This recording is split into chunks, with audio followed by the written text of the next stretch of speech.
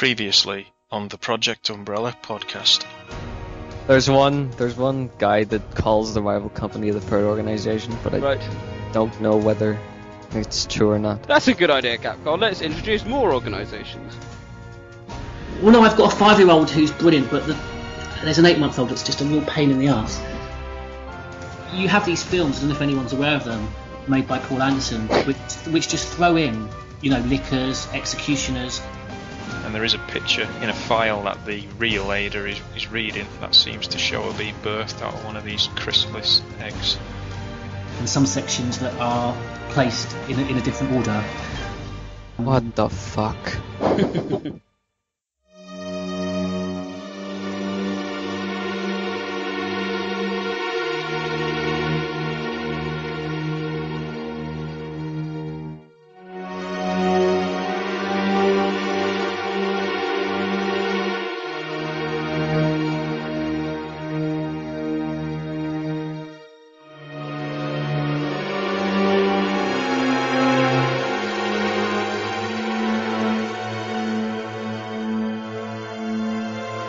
Project Umbrella.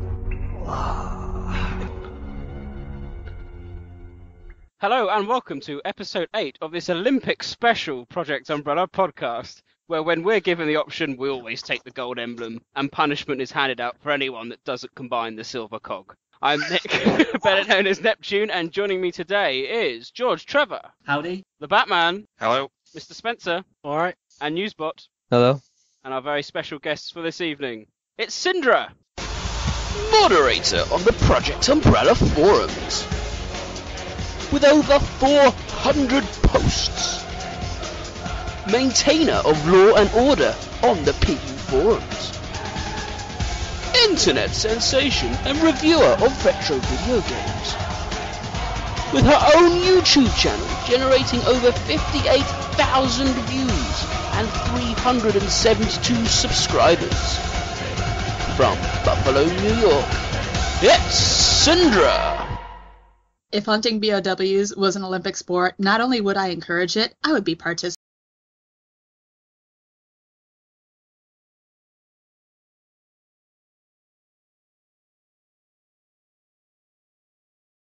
Oh, this party got it going on.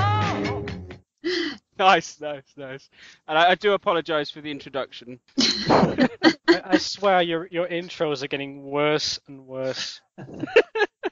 I always speculated after the first one I ever did, by the time we get to the Christmas one, they're going to be so unfeasible and the links are going to be so tedious, it'll be shocking. Anyway, so this is, as I said, episode 8, and coming up on today's show, we're going to be looking at all the latest news. In fact, quite a lot of news has happened since our last podcast, which is the Biohazard 6 demo. I think there's some site news. I think we can have a quick discussion on that. And then our sub-discussion, providing George has prepared his discussion on Mahara Desire. Well, no, I haven't, I'm afraid.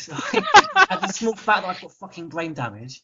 Yeah, I didn't do it. I was in hospital and then headaches, and I'm back on it. And I'm going to be doing it on Monday. No sub-discussion this week, great.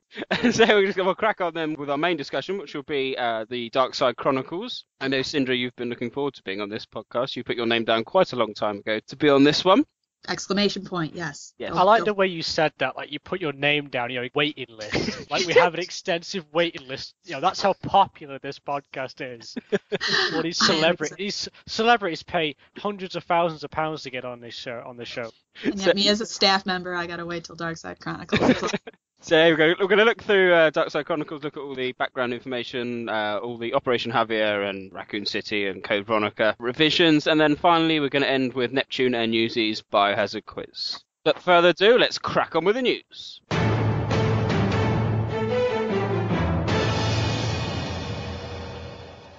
And first bit of news is that North America will be getting the Resident Evil 6 Collector's Edition release of the game on Xbox 360 and PlayStation 3. The bundle includes Resident Evil 6, as you'd imagine, in a zombie steelbook, a needle bomb collector box, 3 limited edition Resident Evil 6 emblems, exclusive art book, and some DLC avatar themes, as well as a very nice looking Ivy University hooded sweatshirt.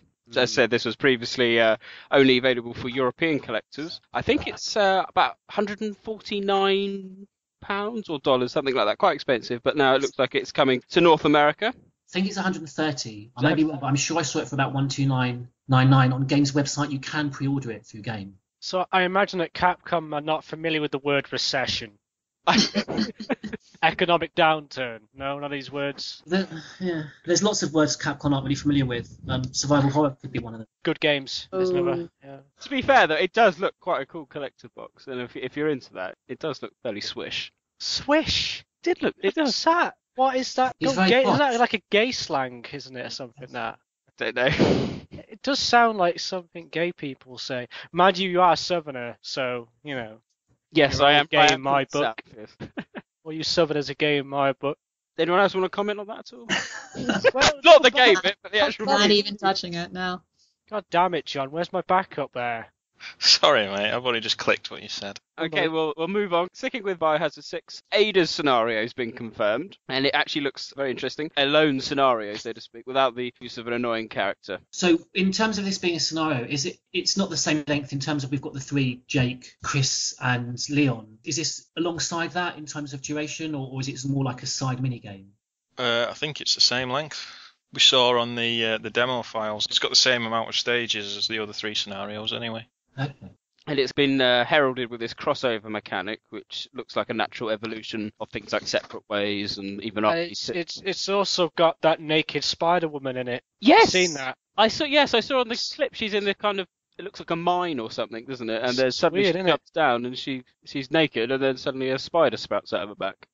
It's weird, isn't it, though, that? She looks reminiscent of that Rachel character from RE5, a complete randomer in the middle of nowhere, and then suddenly becomes a... Does she have a fine ass? I couldn't tell from the angle. Well, you're an expert on that, aren't you, Hey, Brennan? you know what? I just had to throw that out there at least at one point during this podcast. Just Well, we were going to avoid it, but I guess if you're going to jump in... Can I just... Well, I'm actually very disappointed that Nick didn't have the guts to put it in his intro. It is. Yeah. It is in the intro. That's why I apologise. Sindra, can I apologise? It's just, as I said, I was looking for... Revelations had just come out, and the funny thing about it was, obviously... I like the fact you've barely been married a month. You've barely been married a month, but you're already, Apologising to another woman. all good. Yeah, lecherous dog. It's a comment from Quint. I thought, that's quite a funny comment. How can I bring that into one of my introductions? Oh, I know. We've got Sindra, a staff member. So Who's got the token female? Let's use her. let's bring in token. Yes. So sorry. As I said, I think Ada Snow looks brilliant. It looks to be a bit more survival horror-y than what we're used to, because I think just being a lone player as opposed to being in a partnership helps big time in that. So it looks quite dark and dingy. She's crawling around, and I was quite impressed by it. I don't know about the mines, though. It looks like it could be like a very repetitive place. Lots of shitty puzzles that aren't particularly challenging, but more like, an exercise in frustration. Well, that's how all those sort of mine areas seem to me in RE games, like RE4 and RE5 and all that stuff. I don't like the environments. Well, on top of all of that, if you could want even more from Biohazard 6, there's going to be a final prelude chapter as well. What do you mean by that? Like a final prelude chapter as such? Like, is that like a DLC or? Not that I know. It looks to be you unlock it when you complete all the scenarios. I could be. So is this a prelude to the next game? A prelude to this game? What? Do we know anything? No. Wait, so you beat the game, when you beat the game you unlock the beginning. Could be. So that's a new No. Capcom plan. You get the real beginning. Rather than the real ending, the best ending. You get the real beginning of the game. Someone posted a picture up on Project Umbrella on the forums, and it's just unlocked at the end. Does anyone know anything? Leon is the character in that one. Right. I think it's just his very first... You know the video of the China section? Beginning? Mm-hmm. I think it's that. That's a bit of a try. Yes, because I was expecting something more than that. I mean, there's space in the timeline more for Leon, isn't there, in terms of it being pre-Resident Evil 6, because obviously we knew what Chris was doing running around in Resident Evil 5. So in terms of the canon, am I right to think the last we heard of, Leon's movements was Resident Evil 4? Degeneration, wasn't it? Degeneration, yeah. Mm. Well, that's been 5 or 6 years ago now, wasn't it? In the timeline, that was 2005. And when's RE6 set? Is it 2014 or so? 13. 13. That's like a good 7 years ago. I mean, I don't know if it was something to do with Leon and... I know it's Sherry, but I don't know. Well, others, we've obviously got this Agent Hunt mode, not Hunk, Hunt mode, which has also been confirmed as a little bonus to go along with the Mercenaries, which you inevitably unlock when you complete the game. But this Agent Hunt mode looks to be finally play as a BOW. Well, I say finally, that's a bit rude, isn't it? I mean, you can... I definitely don't think it's rude at all, because we've all been waiting for something like this to show up in the past games for how long, and they're finally getting around to it. You'd think that they would actually have done it sooner, given that, Left 4 Dead, those games have done that sort of, infected versus humans, game idea, pretty well. Mm-hmm. Well, I said it slightly rude because it has happened for an Outbreak. You could play a tiny bit as a zombie. In Operation Raccoon City, sorry for saying that game, I think you can play as a zombie for a bit as well.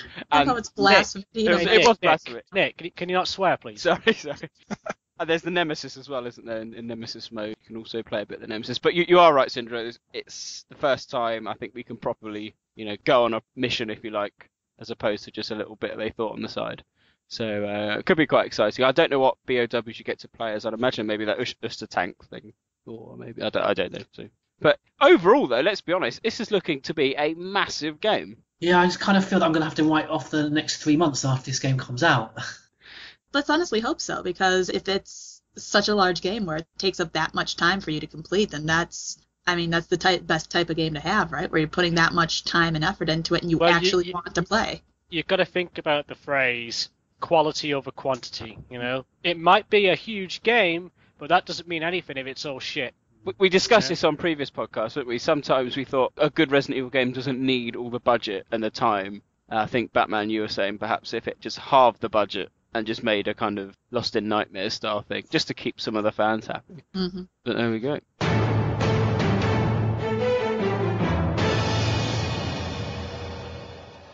Other news, it comes in the world of Biohazard Damnation. The film DVD length has been released on some website. The entire DVDs last 150 minutes. That's 43 minutes of special features and 107 minutes for the feature film. I'm not quite sure how that compares to Degeneration, but I'll have a quick look on the back of the box now. I'd say it'd be similar, an hour and a half, give or take. I know, 96 minutes Degeneration lasted, so a tad longer. But that's exciting. I am looking forward to Damnation. Do we know any more about the story yet? Yeah, isn't there been more of a reveal on who that mystery figure is that Leon sees on the mound? His name is Buddy, and he's a member of the Resistance who were using the BOWs against the government forces. Throwaway character then, no one cares about. And there was something, one of our new members on Project Umbrella posted a link to I think a French or Spanish website about the comparisons between Ark and this new guy. No, the new character in Ark Thompson. I did translate it. But there's still the hope. There's still the hope that it's Ark Thompson. Well, let's see. Is there anybody left at Capcom who even know who Ark Thompson is? No. Ingrid Hunnigan's back again. She's got to be the most minor character that has had more reoccurring roles than any other. She's the Miss Moneypenny of the series. Yeah, there you go.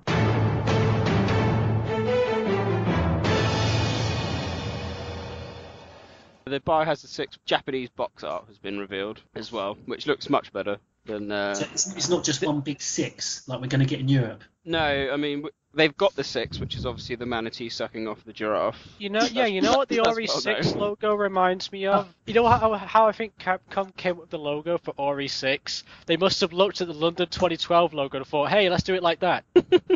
That's a nice It look. looks like someone sucking off a giraffe or something, Yeah. Wearing a London 2012 t-shirt. That was quite controversial, the London 2012 logo, because It's shit! well, a few Arab nations felt that it was some sort of Zionist propaganda, because you can spell the word Zion apparently out of it. It just looks like someone with a large head sucking off a guy wearing a London 2012 t-shirt. And just think, imagine being an Olympic gold medalist, right? Where, you've worked your fucking guts out and you've won a gold medal. It's a triumph of your life and you get your medal and there's you got that emblazoned on it. Someone being sucked off. You gotta look at that and go, that looks like someone being sucked off there. on my gold medal. To be honest, I've never noticed it. You have to point that out. You never noticed it. On the Biohazard 6 symbol logo, yes, not on the London Olympics. I think that needs to be put in the podcast notes. I think it's... Here we go, right, I've got a picture of it. I'm going to load up as well. Now, here we go, look at that, right? Yes. Looks like someone, sucking off someone wearing a London t-shirt. See, there's like She's sort of like, squatting down, stares her hand. She's got like a hand around the shaft. Wow. Look at it. Wow. And that's on our fucking medals. You've just ruined the Olympics. You've for just me. ruined the Olympics in one go. No, I didn't ruin the Olympics. The dickhead they hired to, guess how much that cost as well? £20,000. That logo. To draw that shit. My interest in the Olympics has peaked just for that pornographic image, because other than that, I've got very little interest in it. Yeah, I'm sure it has peaked.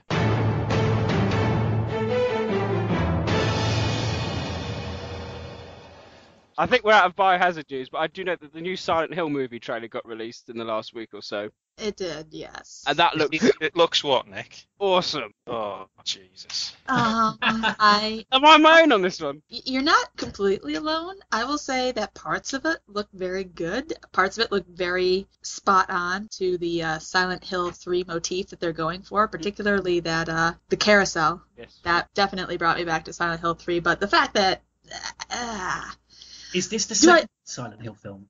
no, this is the second live-action Silent Hill film, yes. And they're just like the first one they were basing around Silent Hill 1. This next one they're basing more around Silent Hill 3, which begs the question: why is Pyramid Head back in it and not Valtiel? What the hell? Oh, I'm not that in-depth in Silent Hill. Would the question be why Pyramid Head shouldn't have been in it in the first place, then, should he? Because he's obviously Silent Hill 2's kind of manifestation. Well, what ended up happening, they half explained it in the first Silent Hill movie, and that movie, while it was based around Silent Hill 1, the monsters, if you noticed, all of the monsters were from Silent Hill 2. And Pyramid Head, they kind of used as Alessa's enforcer, which, okay, that is... Well, that doesn't make sense. If I could just interrupt, I mean, isn't Pyramid Head supposed to be like a representation of James Sunderland's sexual oppression towards his wife? Yet why are they using him now as like a figurehead for the series? Because they've been using him as a figurehead for the series. Because they can. Because he's a favorite. He's a favorite monster of the series and has been since 2, and it's money in the bank. It's bullshit, though, isn't it? It's... Oh, it's complete bullshit. Of course it is. But what are you going to do about that? It's like, Wesker was the figurehead of of Resident Evil for how long? And it took them how long to kill him off? He's still here. And he's still here, technically. I like the fact that Sean Bean signed up for the second one. Well, he won't last long, will he? Yeah, he won't, unfortunately. Well, if you look at the trailer, everyone said, oh, look, he gets captured, just like he gets killed as Harry Mason. He won't die. He's not, because you see him later being caught and stuff, so he may die later. I think he'll just probably take the role as Sybil did in the first film. This is the first film where Sean Bean survives. Well, technically he survived the first film. The first Silent Hill. Yes, he did. Oh, he did. I'm just excited that they have Malcolm McDowell as, Yes, Malcolm McDowell is awesome. yeah, that they have him in there. And Trinity from Matrix is in it, isn't she? Or Carrie-Anne Moss. Carrie-Anne Moss. We kind of talked about, great British actors here, like, Malcolm McDowell from, Clockwork Orange and If, not Carrie-Anne Moss, the woman from The Matrix. She hardly qualifies to his caliber. We digress, but perhaps it's a slower news day than I anticipated. Have we got any site news at all? Newsbot? No. I feel slightly responsible because we would have had something on Maho Desire, but that's coming. And that's fine. We can spend more time then discussing Darkside Chronicles.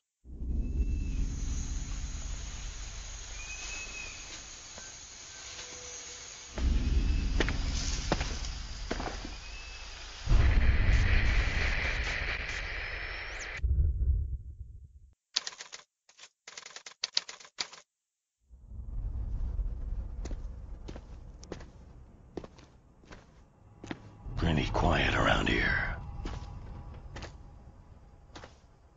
Where is everyone?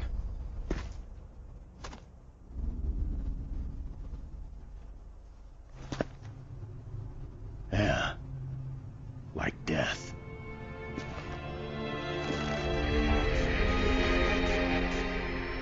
Huh?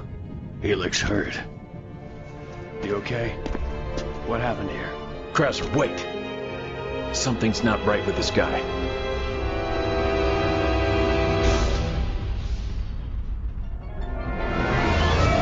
That's our guide. What happened? We better find that guide before it's too late. Krauser! This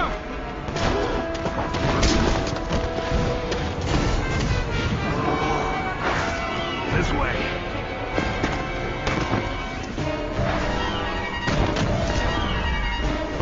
Get a shot!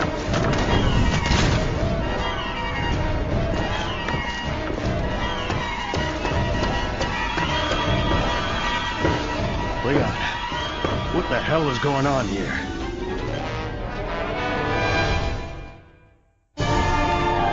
I've just been hibernating for 15 years to become one with the Veronica virus.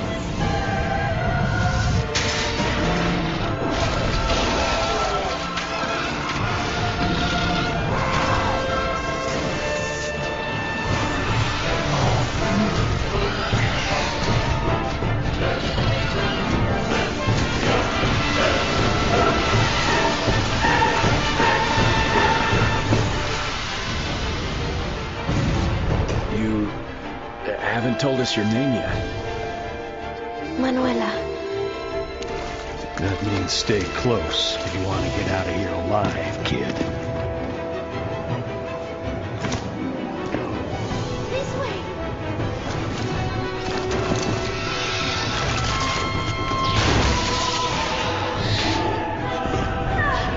You know, I shouldn't even be standing here, given the circumstances. So this is what Umbrella's virus can do, huh? Yeah. There was something different about this one.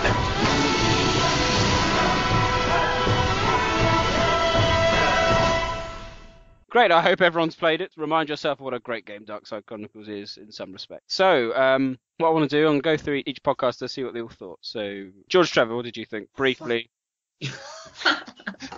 Briefly. Briefly. Right.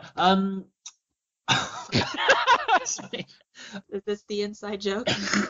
Goes on forever, oh god. So I say briefly, it'd be like a 10-minute discussion. Wait. I once talked a little bit more about, I don't know what game it was, but I seem to have this very unfair reputation for waffling. I do that. Shall I go? Go! Okay, go. Well, it's not my favourite of the two Chronicles games. That's quite an unpopular opinion. I think the majority of people kind of felt that it was an improvement on Umbrella Chronicles. I really liked it. It's very dark. You know, you've got young girls dying at the end of, you know, their story. You've got what I think is a brilliant ending, a proper ending to Resident Evil 2 with Leon and, you know, and Sherry breaking down in Claire's arms. Yeah, absolutely brilliant. I think it's a testament to Capcom. They can pull this out of the bag, that what could have been quite a dull, repetitive game on rails, you know, mainly combat. It's very interesting.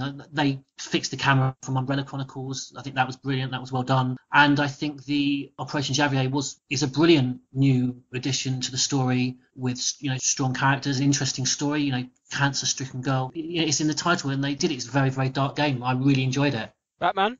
Yeah, I thought it was okay. Graphics were really good for the Wii. Obviously a lot sharper on the new HD version for the PS3. Yes. The shooting mechanics seem to be vastly improved since Umbrella Chronicles, and the enemies reacted a lot more to gunshots, which made it a more satisfying shooting experience. I also found it easier to get headshots on this game compared to Umbrella Chronicles. The new camera system was okay. I can see why it would put many people off, but I don't really suffer from motion sickness, so it didn't affect me too badly. Story-wise, it was okay. Added some useful elements to the overall mythology, and it was nice to see a semi-sequel to Code Veronica with the T Veronica virus coming back. Some good new enemies. I liked the remixed music tracks from the classic games. Overall, I'd say it was a better game than Umbrella Chronicles, but I think Umbrella Chronicles had better content in terms of scenarios and bonus games and whatnot. Newsbot, would you agree with that? Yeah, pretty much every word. Well, that was brief, wasn't If I it? went third, fourth, I could just say that. That would be it. No, I don't have a lot to say about it. That's pretty much my feelings on it. So Syndra? Pretty much everything that was already touched upon, yeah. I was one of the few people that actually really liked Umbrella Chronicles, and I know I'm in the minority when it comes to that. I liked it too. Oh, fantastic! I'm not the complete. No, I think a lot of people enjoyed it for what it was. Do I think Darkside Chronicles is vastly superior? No. I think it improved on some things, and all in all, it was just the part 2 to Umbrella Chronicles that we were all hoping for, because when Umbrella Chronicles came out and it just did the scenarios from 1, from 3, and then the prequel, as it were, to 5, I think everybody was, it was just going to be in the motions for 2 and then Code Veronica and whatever else to come out. And I was really happy to see that they built upon the past relationship between Leon and Krauser. I was really happy to see that, because Krauser was one of my favorite characters from RE4. And I was always really kind of interested in seeing where the hell did this relationship between he and Leon pop up from. And here we go. We got that going. They had the new story additions to it, while also, being relatively faithful to the scenarios from 2 and from Code Veronica. Although I will say I replayed it as early as last night, and I did make a very prominent note of the fact that they seem to increase Claire's badass factor several times over.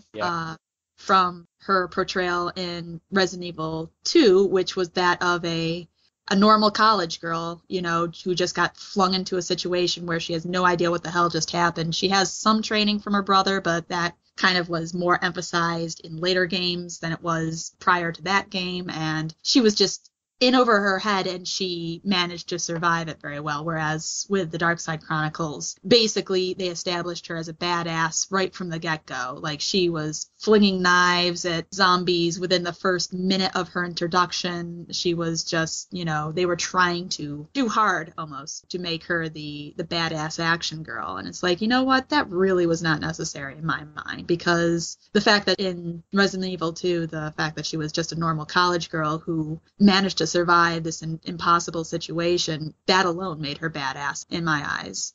And this is obviously coming from a very female perspective. And to just kind of see Capcom make her that from the get-go, it's just like, oh, great, it's a wrong perspective, but carry on. Thank you for pointing that out to me before I finished, but okay. So I just thought that they were going too far along the lines of, oh, hey, we need another badass female character a la the Resident Evil live action movies, so let's just make her, that way from the start and go from there. But, Mr. Spencer, please elaborate on what I was saying. I'd love to hear it. You said you have like a woman's perspective, which is incorrect. It's wrong. What? Women aren't allowed to have perspectives. Digging hole. Because women don't play games. Digging hole. You should go, John. I have to get back to work. Make one joke about child pornography, and then that's it. You're out. That's my job done. That's my role in this, is to just try and piss off and alienate as many. I don't care about the community. I hate the community. I've made this very clear in the previous podcast that I don't give a shit about the site. I do care about the site, but I mean, like, the community and the series. Like, have you noticed I've not even been on the Horrors Alive or Project Umbrella for ages now? Because I don't care about... it's one of the worst communities I've ever been to, the Ori community. It's just... It's just so much hate, from people. You go into the Horrors Alive, there's so much anger, and I'm sick of it. So it's like, fuck it, Oh, this is nothing. My first encounter with Mr. Spencer was basically him berating me because I happened to mention the words Wesker and fangirl in the same sentence, and he just decided to go and paint a bullseye on my back, and don't take it personally. Oh, I didn't. I basically told him to go fuck off, and we've been friends ever since. Well, I admired her resolve. I said, "Hey, you should become a moderator. I like this woman. She should become a moderator." That's what I thought. I like women who are as intelligent as, or slightly less intelligent than me. I like the backtracking. I like the backpedaling there. Right? Yeah, that was fantastic. It's not backpedaling. It's damage control. John, what's your views on the game? If you've even played it. Would it be bad if I said, "Oh, what everyone else said before me"? No, that's fine, because then we can move on. But no. Okay, I'll try not to be so long-winded. Basically, I think it was a good sort of recapping of events that we didn't see being recapped in Umbrella Chronicles, namely RE2. I don't like the fact that, it kind of condensed the games down into like a sort of easier to swallow format for new players to the series. New players that, might have started with RE4 and may not have played, RE2 in the earlier games. So this is a very good sort of entry point for them. makes it very accessible as a game, I think, new players to the series. So I think Capcom succeeded in that regard. Like with Umbrella Chronicles, both games are very good entry points for newcomers to the series, and I think that was their goal when they succeeded at it. That's all I've got to say, really. That sounded quite good, actually. That's very good. Yeah, it's alright. Can I ask, because I've not played it on the PlayStation 3, what's that like? Has anyone downloaded it? And you touched upon John. Well, I was thinking of buying it, actually, just now, but I don't know how much it is. Well, it's just the graphics are just a little bit sharper, that's all. There's no major difference, but it's obviously when you go back and play the Wii version, it's quite a bit more grainy. Have you got the Move, John? I got the Move, yeah. I was going to get it, but a lot of people have said it's practically impossible to use it because every time you jerk it to reload or whatever, it knocks it out of sync. Oh yes, or I something. remember talking about that. But I've just been using the pad and it was all right for me, to be honest. Because I replayed it this afternoon briefly on the Wii. I didn't have any problems with recalibration, but I know that the Move uses the camera as well, doesn't it? Well, it should be all right because I got the Move and I played Dead Space Extraction with the Move, and that works. So I assume it's the same. There's that video that was released that showed how it worked, but I think Batman's right. I think that there has been a lot of calibration issues with it. Right, okay, I would like to start on the story and the background to the game and how it integrates generally into the main storyline. So I think Syndra touched upon the Krauser backstory, which one of the many failings, if you like, of RE4 was nothing was explained. Many aspects, including the background to Krauser and Leon. So I was just going to say, I quite enjoyed that. It was intriguing in RE4 the way, obviously, that Leon reacts to Krauser. You immediately know that he's met him before. We haven't seen him in the series. I just think I like the fact that it left it open that you knew and hoped at some point in a future installment you'd find out more about Krauser. Right. But was this a satisfactory outcome to those burning questions? Yeah, I think so. To the point, I mean, it didn't over-elaborate to the point where a lot of these overcomplicated facts were thrown in there and whatnot. It was just very simple, and the only thing that's left unexplained is, what happened to Krauser between Darkside Chronicles and 4. And it gives enough elaboration that, you're able to allow your own theories to kind of pop up, and that leaves enough open-endedness to kind of play with that, you don't need absolutely everything defined. Krauser mentions in the forest in South America he saw the truth or something, or the virus or something, and then moved away into Wesker's organization. But my question is probably to a newsbot who probably know him better than anyone. I remember when Ada's report came about, everyone went on and on about his left arm, Krauser's left arm, and whether or not it was infected or before Plagas with something else. And that was that adequately dealt with in Darkside Chronicles with the injury, or are they completely unrelated? Unrelated. Are they? Okay. The left arm bit in Ada's report is made up. Doesn't exist in the Japanese version. That caused so much debate. Yep. When that came out. That was ridiculous. Anyway, okay, fine, scrap that. I think it was just a bit of a red herring, wasn't it? Because before we began translating all the Biohazard 4 supplemental material, it was never really made entirely clear what was wrong with his arm in Resident Cancer Evil 4. or something, wasn't it? And obviously the videos of Darkside came out. Everyone just assumed it was going to be explained in game. But then obviously it turned out he was infected with a control plaga all along. So it was Las Plagas.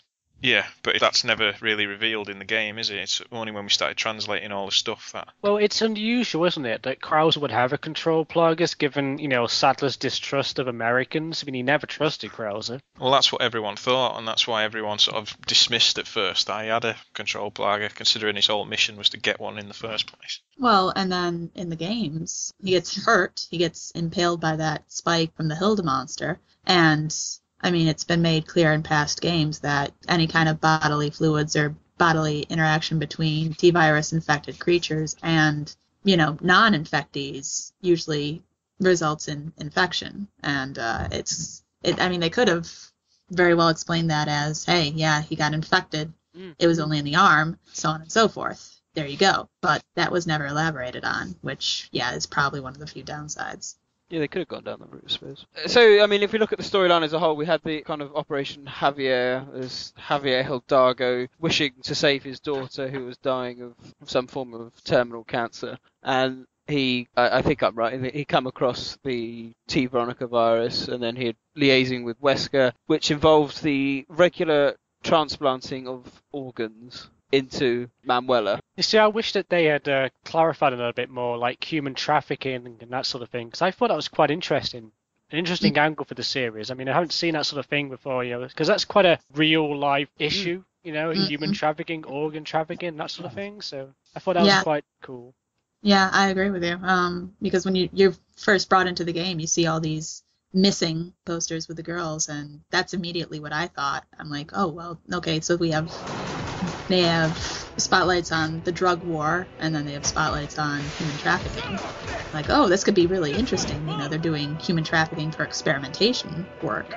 And then they kind of went that direction, but never touched upon, like, the true, what that could have become. So that was, again, another missed opportunity, I thought. I mean, what I certainly liked about the game, that episode, is you've got it on a disc with Resident Evil 2 and Code Veronica X, and it really could have failed. But I think with those two, very strong established titles, the story of Operation Java really stands up. There's some really dark issues in it. I think it's a fantastic story, and also the surprise reappearance of the Code Veronica X virus. The Verona virus, which I wasn't expecting to ever hear about again. That prominence in a game. I don't know if anyone else was. I was particularly surprised, but very pleasantly surprised to have Code Veronica again. Yeah, I'd agree with that. And it was the sample he extracted from Steve's body was the one he sold to Javier Hidalgo as well, which was a nice touch. There's a connection, still there. And the Jabberwock S3, which is clearly based on Steve as well. Or am I going to be corrected? Well, it was the first BOW created using the Veronica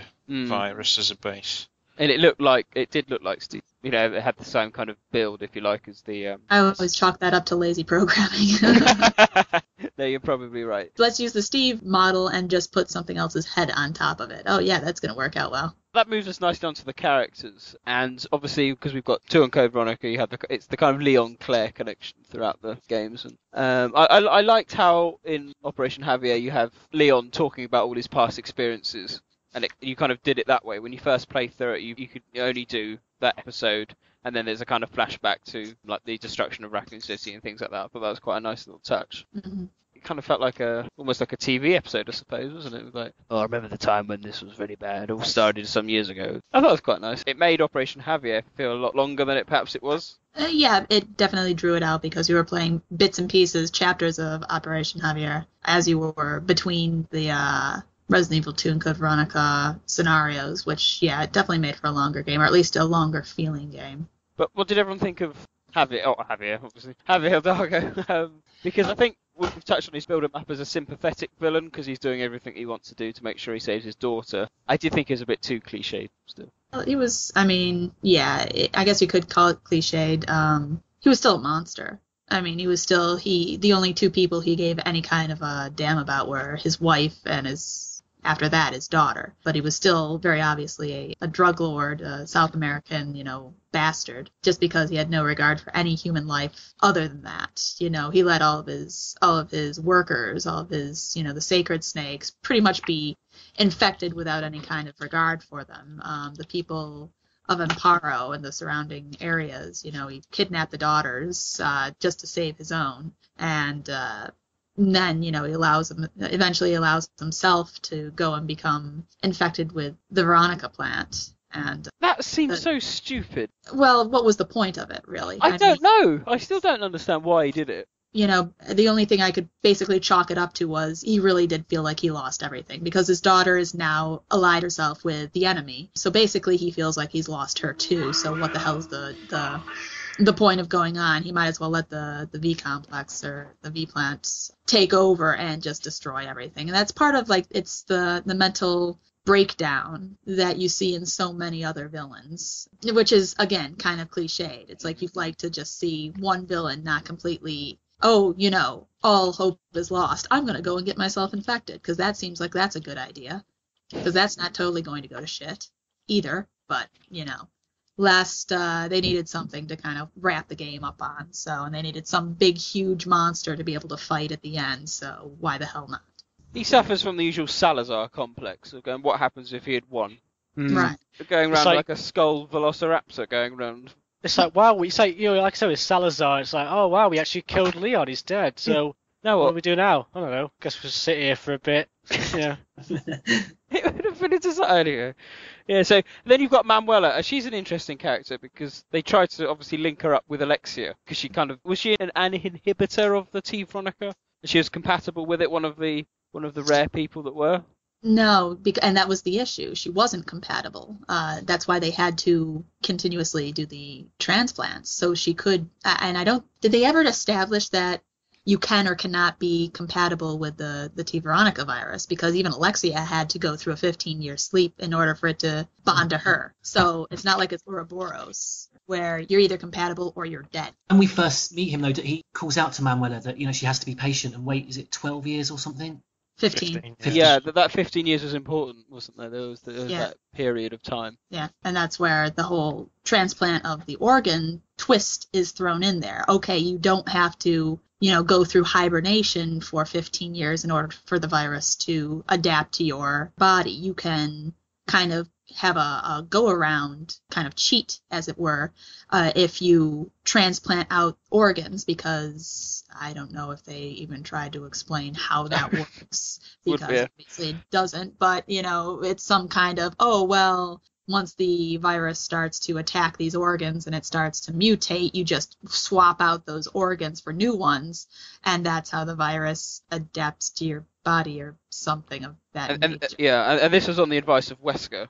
Right, because, he's one you trust, isn't it? Again, Javier was pretty desperate at that point because he'd already seen the T virus be pretty much fail with his wife. They did really try to emphasize the fact he was desperate to save his daughter because his daughter was going through the same thing. He had his own sort of... Well, I'd say that Javier was a dick, but I think that ultimately his biggest crime was that he was a very selfish man who only sort of looked out for his own family, his wife, his daughter, himself. So I don't think he was, an evil man, but I think he was a very selfish man. Yeah, I don't think he was evil, because I mean, there really was that. It wasn't just a straightforward evil, baddie, megalomaniac Wesker type character. This guy there's this human tragedy. His daughter's got cancer. I think that made him a lot more of a rounded figure, and I agree with you, John. He wasn't just evil. I think there was a lot more going on, and as Sindra said, he was absolutely desperate. I think that the most traumatic of events in people's lives can turn good men into bad men, into bad people. Where does he rank on the badass spectrum, with the number one badass in the Resident Evil series obviously being Vincent, with the most likable badass being Curtis Miller? Well, out of all of them, I certainly think he's in the most desperate situation. A lot of them, Wesker and Sadler, they go looking for trouble, don't they? Whereas Javier, this awful situation was forced upon him, and he's acted out of desperation from this situation. So I certainly think he comes from the most pressured, environment. It's quite an angry man, I'd say. So, I mean, he may not have shown it, but I reckon he was quite angry because he was desperate. And if you put someone in that situation, if you can take the nicest person in the world, the nicest human being in the world, and you can put them through hardship and adversity and fuck up their lives, and they'll become the meanest son of a bitch you could ever meet. Just how we can change like that. I think it was a very... Sorry, Nick. Sorry. No, go on. I was going to finish up here. I was going to say that I think Javier was one of the most human antagonists in the series. I still think it's pretty evil, though. I'm sure there's a file somewhere that says he opened up his dam and flooded entire villages and wiped out hundreds of people just because they didn't agree with his rule. Yeah. And did they establish, was he a drug lord before his wife and daughter got sick, or after, because he was trying to fund getting the T virus? Because if he was a drug lord before that, then he was addicted before before all this started.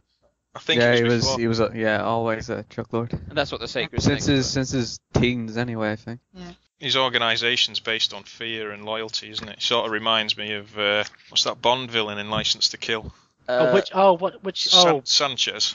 Baron Samadai. No, Sanchez. The one who always rules through fear and loyalty, and he was a South American drug lord as well. Yeah, Sanchez. The tragedy of his daughter's disease isn't really necessarily the catalyst for a change in character. No, he was always an evil man, but obviously that just made him even more desperate. Yeah, and then resorted to BOWs to try and save them. I was going to talk about Hilda because she's an enigma, the wife. I'm always interested in knowing reactions to T-Virus, but for me she seems to fall in the kind of very unique reaction to T-Virus category, same as Al Lester / Axeman. Is that right? She just has a totally random reaction to it and turns into whatever she turns into. Well, I think it was speculated that it's the same strain that the hospital in Outbreak used to cure cancer patients. So it was like a more. I don't think there's any proof. I think that's just speculation. But it's that's good speculation. It's like a milder form of the T virus. But because he kept constantly injecting with her, it eventually overran a system and she mutated.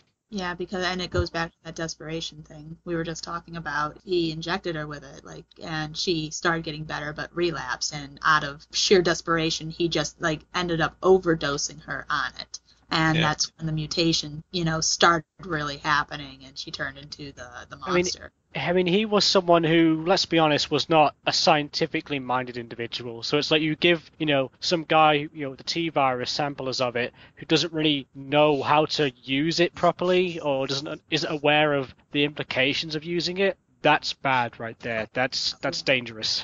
Which is kind of interesting because here you're in a series where most people, when dealing with the T-virus, are all scientific types. They know injecting themselves or others with the T-virus is going to result in these horrific types of situations, whereas Javier was given the T-virus with the idea that it is like a viral therapy.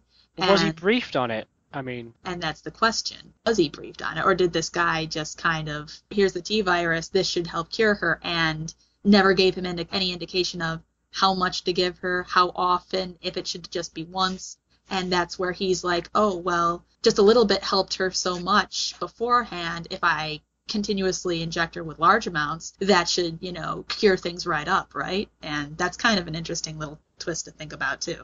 When the T-virus is given to normal people, to use in applications like that, this is, it turns out so much worse than if you just give it to random scientists and, Because they're aware of what it does and they know, they're like, okay, let's not do that because that'd be stupid. But these guys who don't know the implications of it, they're not aware of it, they don't know how powerful this stuff is or how dangerous it is. But like, we'll just put some of there, some here, some there. It's like, whoa, steady on, Javier, And it's far scarier to think about what happens in those situations. And I think when she didn't revive and mutated into a monster, he became quite untrustworthy of Umbrella. And I think he used the remainder of the T-virus to start his own bioweapons program.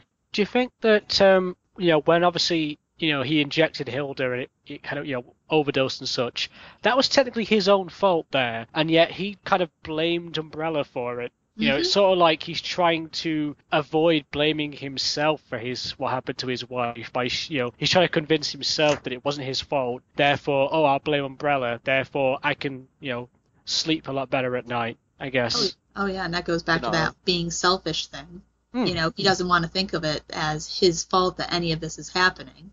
And that's where Wesker is able to come in, swoop in, and be like, oh, hey, yeah, they messed up with, the T-virus. I've got this other virus that I guarantee will be so much better and will completely cure your daughter. And that's why Javier is all like, okay, he's to that point of desperation and is so untrustworthy of Umbrella. He's like, okay, he jumps on it. And how much are you betting that when Wesker met Javier, he was sort of like, oh yeah, I hate Umbrella too. They're dicks. I used to work for them and stuff, but I hate them just as much as you do. So I imagine that he sort of played into Javier's own disdain towards them. It is in the darkness where truth awaits us. A fact very few ever realize before their insignificant lives come to an end. But on that day, in the depths of that jungle, I was to face that darkness, and I was to know that truth. These are all human organs.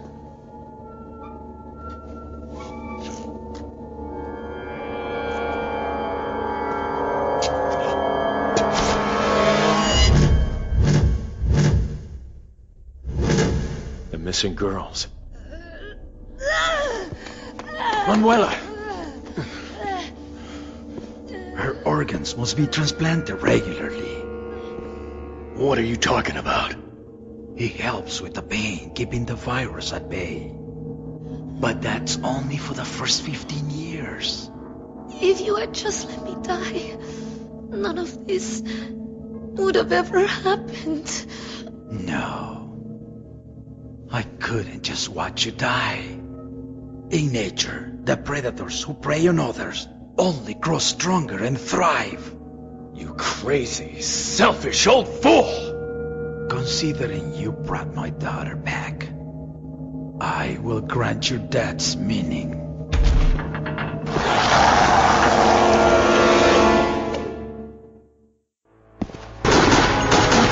Yeah, we gotta take it out!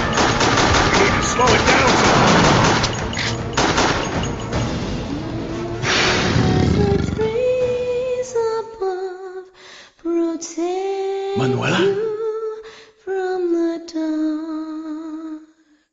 Let's remind ourselves what the BOWs that are in the game. Because there's an eclectic mix, and obviously the ones that Javier bought, you've kind of got the plague crawlers, which are making a very random return, considering they're one of the earliest BOWs on record.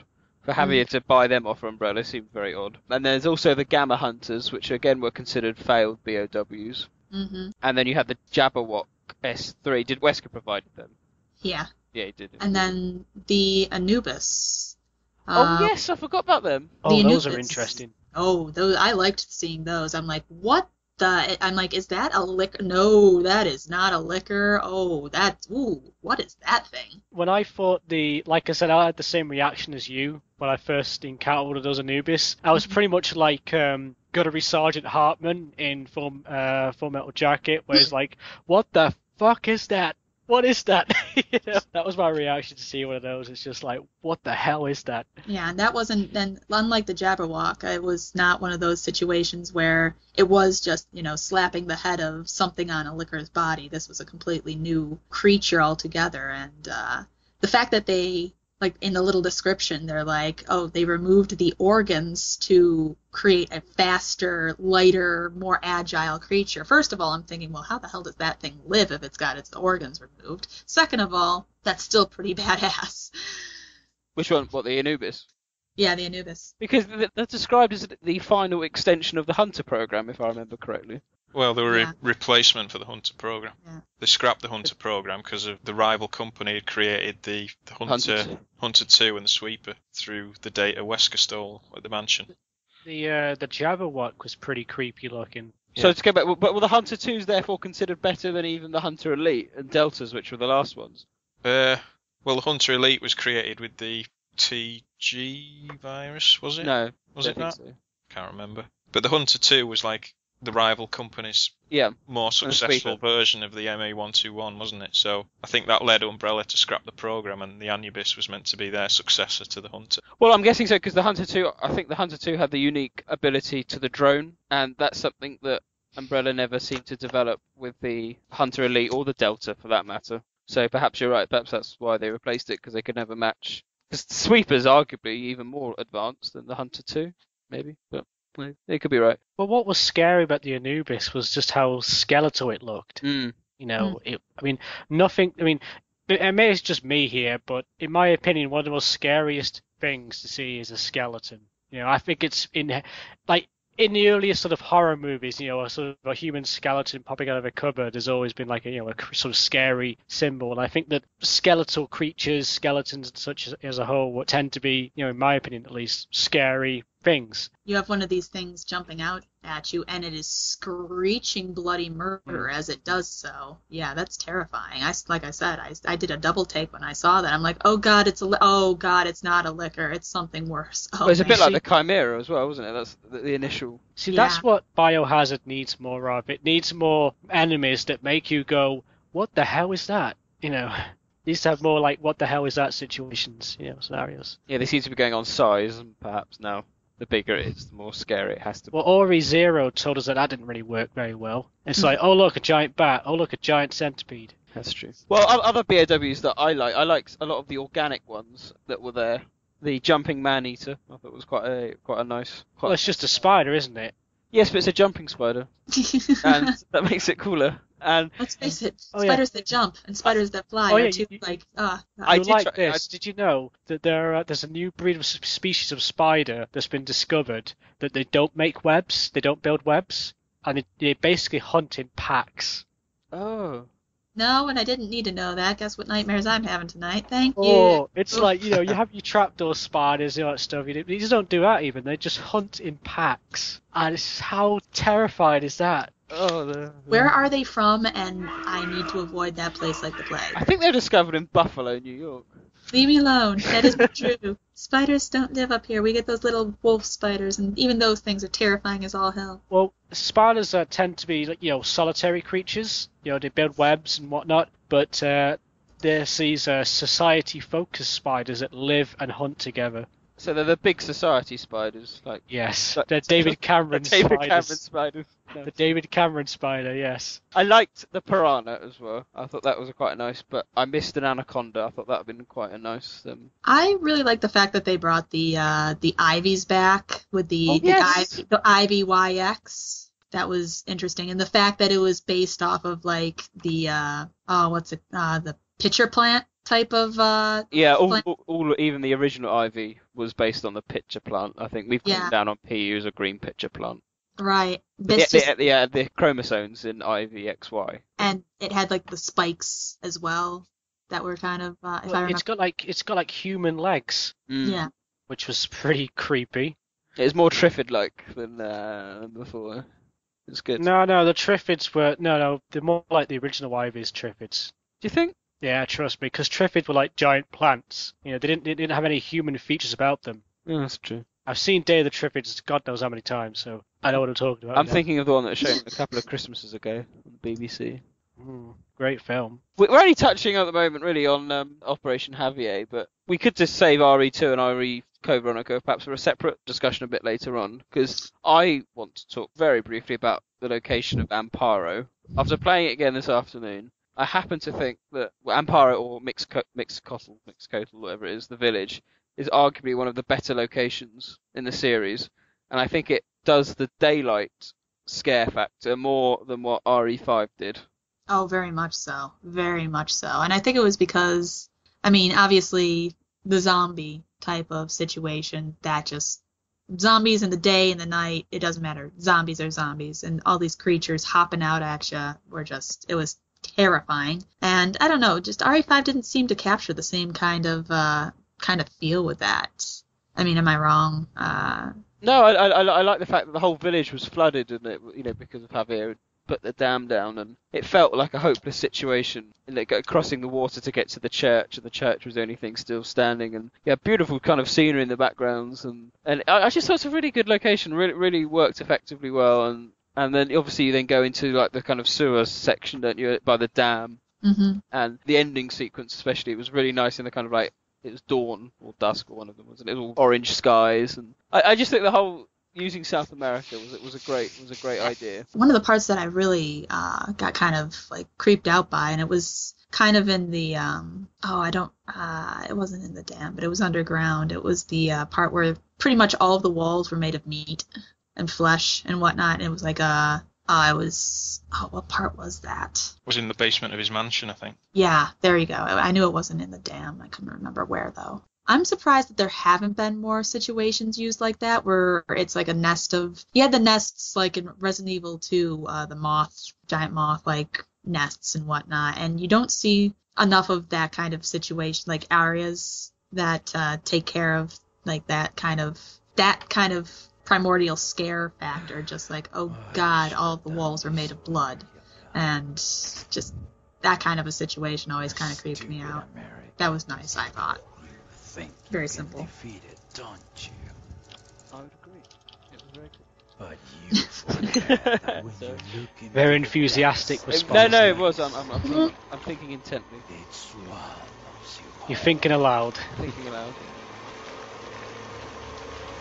I suppose this could be a good chance actually to move on to RE2 and Code Veronica when we talk about the locations in particular, because obviously that was one of the key excitement factors, if you like, of Darkside Chronicles, the fact that we get to go back to the RPD, experience all the wonderful locations of RE2 in better high-resolution graphics the first time. I just realised something, Nick.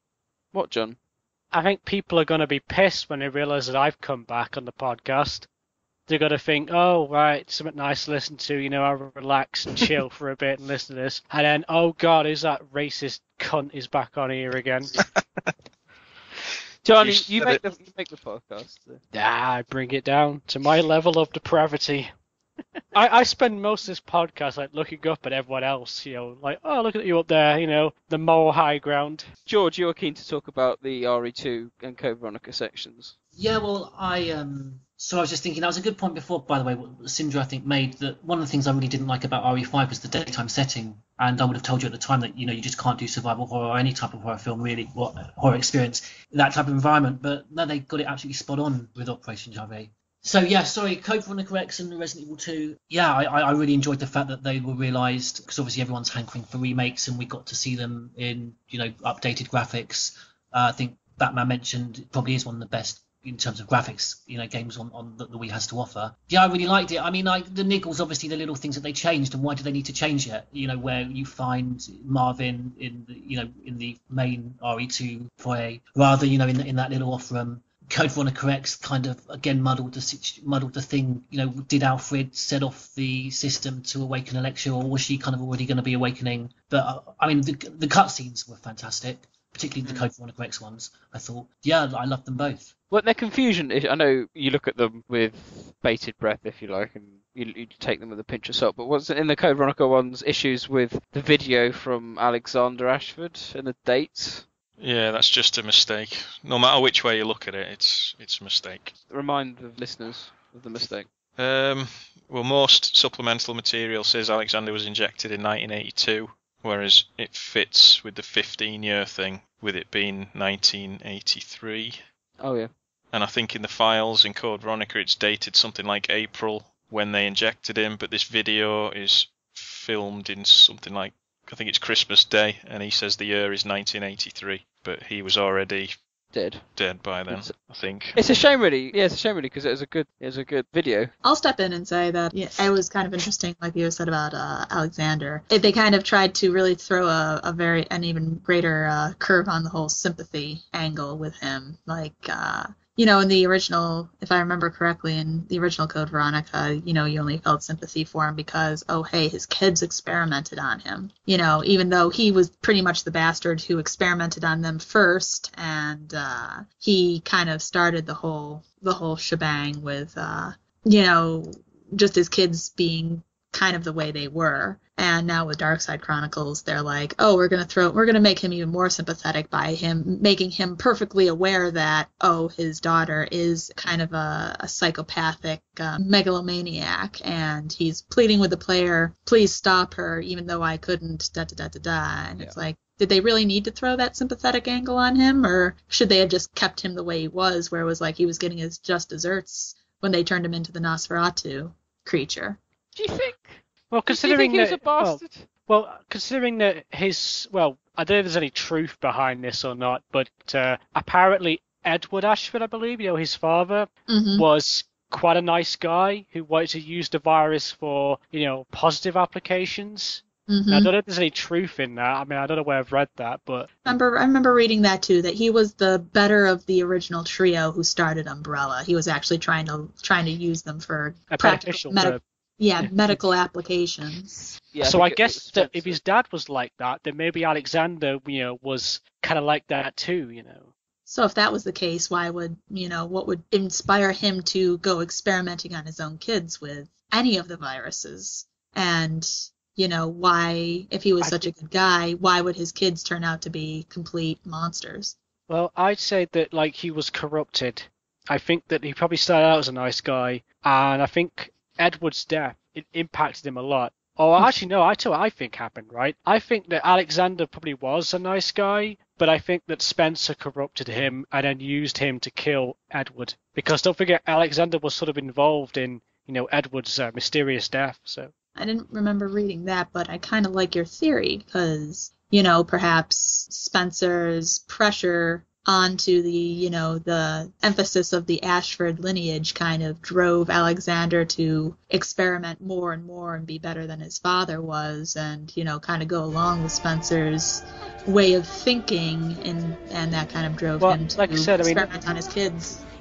I try to think of Spencer as like the Emperor from Star Wars. Yeah, I think he's not so much a man, but more like a presence, a force of malevolence that sort of corrupted Alexander. And he was this sort of source of corruption that spread out from the core of Umbrella. He was the source of all the evil in the games. This one old man. And I think he probably corrupted Alexander in that same way and maybe used him to kill off Edward, who was a nice guy. And then, of course, Alexander became a dick himself, experimenting on his children, such. You're not too far off there.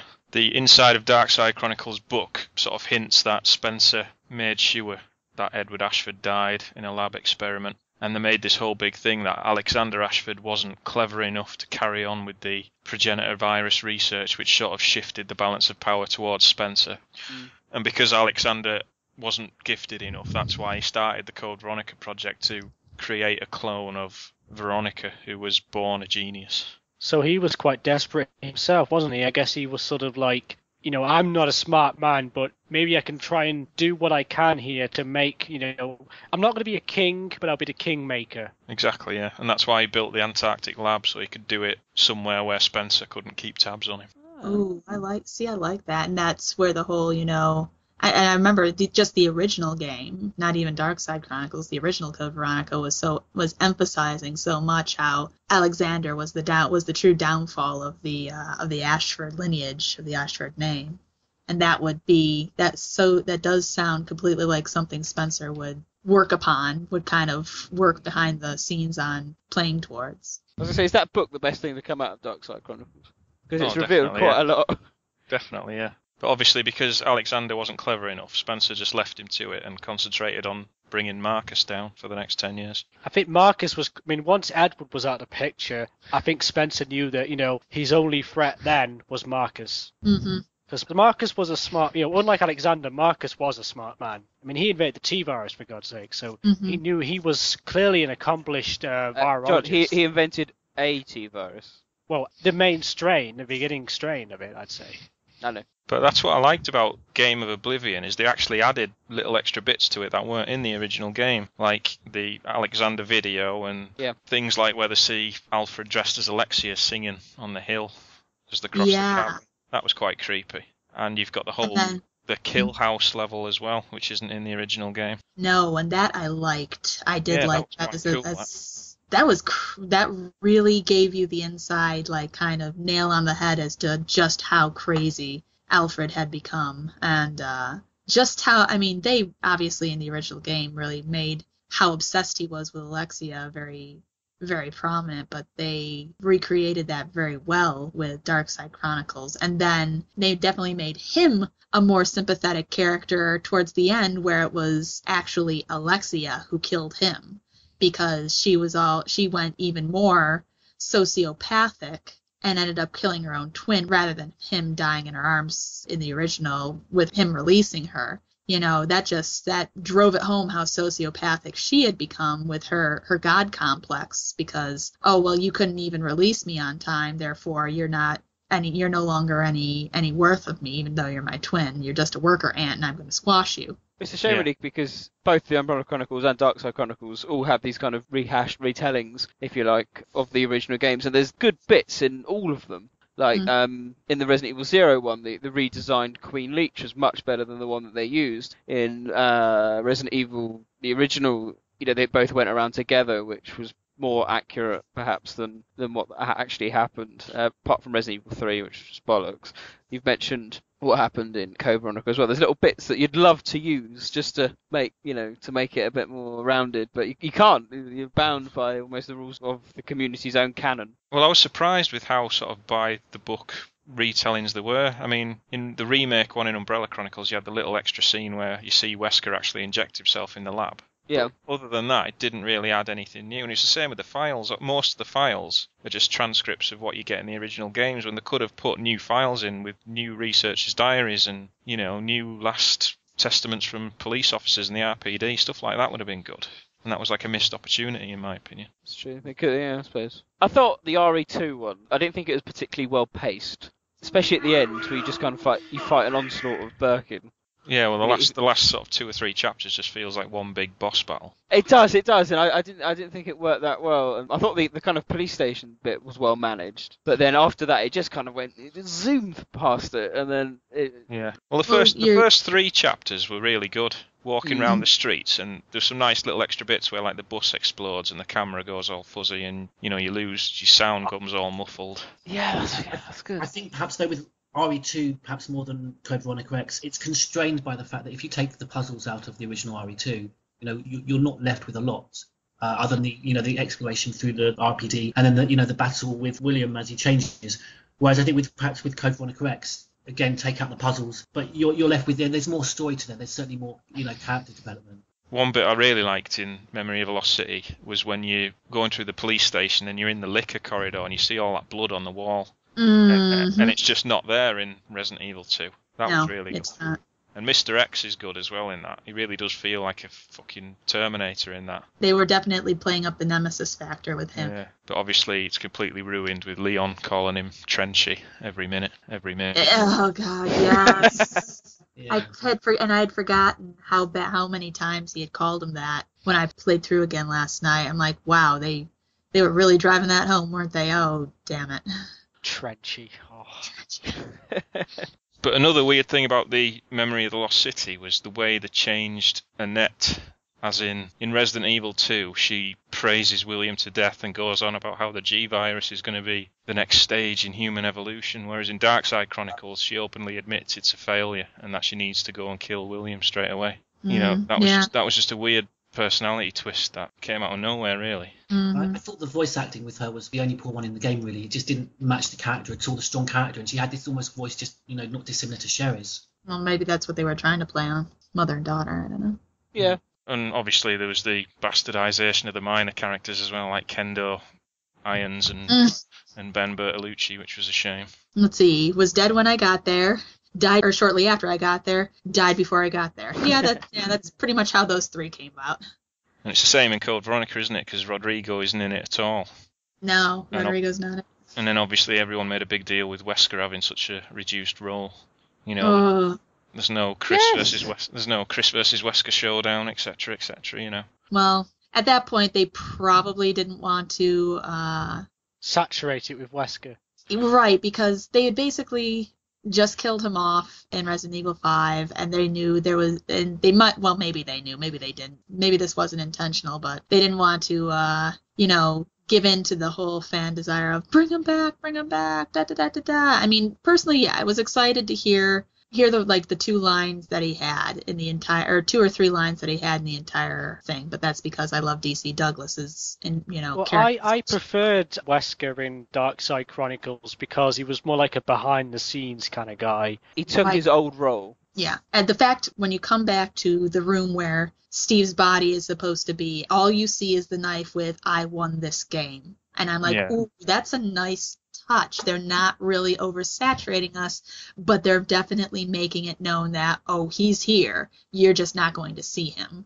I love the music in that scene as well, where they take it off in the plane, and you can see like Wesker in the fire looking up at Chris, and he's looking down at him. It's like, ooh. That is my favourite cutscene in the entire series. I think that's brilliant. Yeah, same here. Everything about it is perfect. The direction, the music, and there's no dialogue, but there doesn't need to be any. It's perfect. Yeah.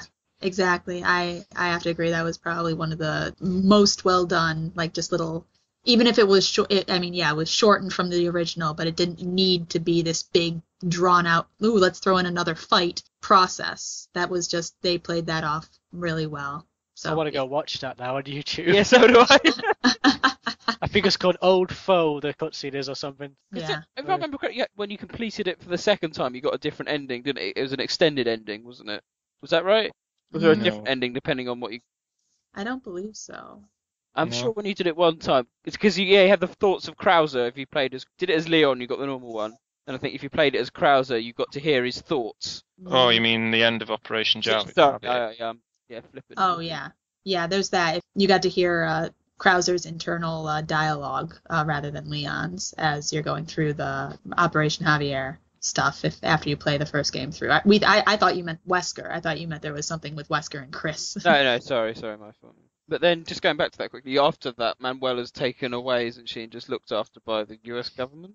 Yeah, but she still needs regular organ implants for the next 15 years. God. Yeah. He's not coming to Britain and be a burden on the NHS. I keep on hoping to see her, show up as like a special BSAA agent or some kind of shit. But it's like, then I think again, that's kind of wishing that Rebecca is going to be showing up again, or Billy, or some other character. And then I think better of it. Like, you know what? No, let her stay in obscurity. We'll just, because, God only knows what they're going to do now with Sherry back. And, apparently she's got superhuman power. I don't know anymore. Everybody's got superhuman powers. Everybody's got a virus. And it's like, oh, God, okay, let's not throw any more characters into that. Right, I think it's a good time. We've had a MP3 call-in. Oh, yes. From our regular contributor to the podcast. It's Vito. Okay, let's make something clear here. Darkside Chronicles is an okay game. Good game, maybe. It has many good aspects to it outside the gameplay, which I'm going to talk later on. First and foremost, let's talk about the good things about this game. It has very good graphics, which actually rival the graphics from a recently released game on PlayStation 3. Yes, I'm talking about the crap fest that is Operation Raccoon City, which blows my mind that a Wii game released 3 years ago actually managed to rival its graphics. It's amazing, actually. Another aspect that I actually liked was the soundtrack. On the retellings of Resident Evil 2 and Resident Evil Code Veronica, that actually use the original tracks used on those respective games. I really don't know if they were the originals, the tracks, or they were remixed a little bit. I guess you can answer that. Another aspect is the voice acting. I actually enjoyed the voice acting very much in this game. I cannot believe they made Steve and Alfred Torval in this game. It blew my mind, actually. It was a very great improvement over the original voice actors. And now, the middle ground, the story. To be completely honest, at first I thought the story was unnecessary. Filler, you may. But after reflecting and hearing your Resident Evil 4 podcast, I actually have to agree with you. Darkside Chronicles, Umbrella Chronicles, separate ways, make the story of Resident Evil 4 more relevant and better. It's still not Resident Evil 5 in terms of story, but it's actually not bad after all those games. Now it comes down to the ugly part. The gameplay. Who the fuck thought that having that piece of shit camera was actually a good idea? I know, they tried to make it more horror atmosphere, but holy shit, man, that camera is fucking annoying. I can't beat the game by myself, it's so frustrating. I have to have a friend, a cousin, whatever, playing the game with me to actually make it tolerable. Oh, damn it, who thought of this? I can't believe they actually sacrificed fun and a smooth gameplay of Umbrella Chronicles for this shit. I don't remember Leon and Claire being drunk in Raccoon City. I don't remember Claire and Steve being drugged in Rockford Island. I don't think Leon and Krauser... Oh, god damn it, I can't even complete this sentence. Shit, the camera is fucking awful. No, it was the worst decision ever, man. It was awful. Awful. I don't even want to talk about it anymore. It's shit. Ah! And now, I actually have a question for you guys. Obviously, I read this file at Project Umbrella, but now that I actually read it in-game, I really want you guys to clarify this for me. There is a file in Operation Javier that details the communication between Wesker and Javier. They talk about a Umbrella spy or Asian spy, I really don't remember. Was this spy meant to be Ada, or is she Ada? I really curious about this because we actually don't have anything on her between Resident Evil 2 and Resident Evil 4. That's a 6-year gap. And thank God she's in Damnation because it's actually going to fill the gap between Resident Evil 4 and Resident Evil 6, which is actually 8 years long. So I'm really curious about this, guys, and will appreciate if you can clarify for me. Well, I guess I talked too much, so see you later. Brilliant. His rant now is just like listening to Hitler ranting in Downfall. It's like, Jackerschmidt. I think he was a little harsh on the camera. I think so. I actually like the camera. I think it's quite a good addition. But there we go. I can understand why it pisses someone off, but I found it really quite good. And Batman, as you mentioned earlier, with the bus explosion, things like that, I thought that really added to it. But what was his point about the spy? I'm not familiar with that file. Basically, Javier had a contract with Umbrella to buy BOWs. Yep. It makes mention of an Asian broker working for Umbrella. And the English in its fantastic translations. In one part of the file, this broker is referred to as a man, and in the other part of the file, this broker is referred to as a woman. So people have speculated it to be Ada, but it's not. It's just someone who works for Umbrella who happens to be Asian. That's it. It's not Ada. Okay. It's not Ada. There you go, Vito. Consider your question answered by our resident Batman. And for the music, the remix music tracks, the composers from Resident Evil 2 and Code Veronica were brought back to remix their old tracks. Brilliant, because that does appear to be a defining plus point of everyone, is the music. Yeah. Whereas, I think it also helps that Umbrella Chronicles music was so dire at times, with that kind of rock, grime theme that kind of prevailed throughout the entire game, when this actually just went back to its roots and, gave old music, updated, and it sounded excellent. Oh yeah, I wanted to play through several times just Escape from the Lab, from the Memories of the Lost City scenario, just because I loved that was one of my favorite tracks from Resident Evil 2, because it was so heightened, it was so dire, it was so, you got to get your ass out of there type of... Even though there was no timer, and you knew Even though there was, yeah, exactly. And you just thought, is there a timer running anyway? Let's get the hell out of it. It's good. True, and you knew it was on rails, and you knew it was all kind of, you could only go as fast as the game allowed you to, but that didn't take away any part of the fact that you had the self-destruct blaring overhead, and you had this music playing, and it's like, I still want this to go faster. Why is this not going any damn faster? I gotta run. Yeah, I do think RE2 has the best self-destruct music. Right, let's wrap this up, and what was everyone's general overall impressions and a mark out of 10? We like to do this on the podcast, just to see what everyone score out of 10. Syndra as the guest, what would you say? I'd say 8 out of 10. I'll be generous. I really liked it for what it was. I was happy to spend the money. I don't even own a Wii. I had to... That's dedication. Yeah, there you go. I bought a game for a system I don't have, which, is not uncanny, because I'm also a very big Castlevania fan, and I have several games for that series that I don't actually own the consoles for, but yeah, I loved playing through it. It took what I liked from Umbrella Chronicles, and it gave me more of that and improved on several of the aspects that I did not like of Umbrella Chronicles. And I love just having a buddy to play with that wasn't some stupid AI-controlled bullshit.